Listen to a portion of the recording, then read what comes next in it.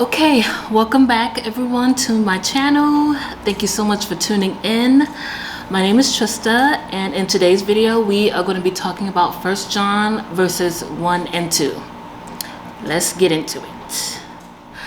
Okay, so as a recap, I'm just here to share the word and talk about the verses. And as I said in my first video, we are using the Believer's Bible commentary. And I just want to share with you just some things that that hit me as I am reading the verse, and we are going to walk through this together. So you guys let me know in the comments below as you guys are also reading 1 John if you are walking with me. And so I just wanted to share with you just some of the things that God has shown me. Right now we are starting off with verses 1 and 2, and this is what it says. So this is 1 John verse 1 and 2. That which was from the beginning, which we have heard, which we have seen with our eyes, which we looked upon and have touched with our hands, concerning the word of life. The life was made manifest, and we have seen it, and testified to it, and proclaimed to you the eternal life, which was with the Father, and was made manifest to us. So that was a lot, right? So let's just start from the beginning, as it said, that which was from the beginning, which we have heard.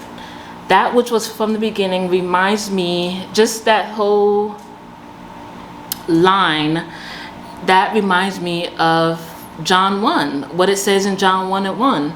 And it says, in the beginning was the Word. And so just like, it's almost like this 1 John verse 1 is repeating what John said in chapter 1 verse 1. And so that which was from the beginning, saying the same thing, that in the beginning was the Word, and it's talking about Jesus, right? So that's immediately what I think when I'm hearing this, or when I'm reading this. And then this person is saying, which we have heard. And then remember in the first video I was telling you guys about that. You know, this sounds like it's more than one person that is talking, or that is sharing with you or with us what they have witnessed, which we have heard, and then it goes on to say with our eyes. So it's like this person is testifying, maybe like a group of elders or something. This person is talking about so this person is saying, which we have heard, which we have seen with our eyes, which we have looked upon and have touched with our hands, concerning the word of life. So this person is actually saying, like, you know, I have evidence, I have witnessed for myself. I have seen with my eyes, I have looked upon, I have touched with our hands, concerning the word of life. And it's talking about Jesus.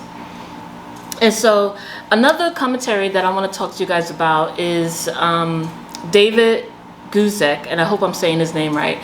I follow a lot of his commentary, and I like it because he mentions different other commentators, which I also like. And so that is another resource that I want to share with you guys about what he mentioned. And he mentioned that the idea of word of life also meaning logos. This person was speaking to both Greek and Jewish people. The Jew, God was often referred to as the Word because they knew God perfectly revealed himself in his Word. For the Greek, their philosophers have spoken for centuries about the logos, the basis for organization and intelligence in the universe, the ultimate reason which controls all things. That's basically what these Greeks believed in. And so it is as if John is saying to everyone, the Jews and the Greek, this logos you have been talking about for centuries and writing about for centuries, we have actually seen it, we have heard it, we have touched him, and let me tell you about him. I love that part that he mentioned in the commentary. And so again, I am going to link everything that I'm talking about from the commentaries that I'm using. Verse 2.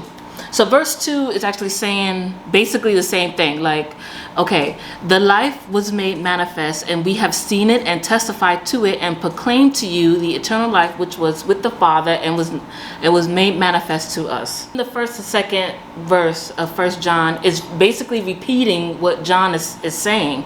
And so in chapter 17, Jesus is actually praying about, because he's about to leave chapter, Jesus is actually praying to the Father about the relationship. He's like, Father, I have came down to do the work that you have called me to do, and I have brought them to you so that they can experience the same relationship that me and you have, they can also have. And I'm going to talk more about that in verse 3, which is tomorrow.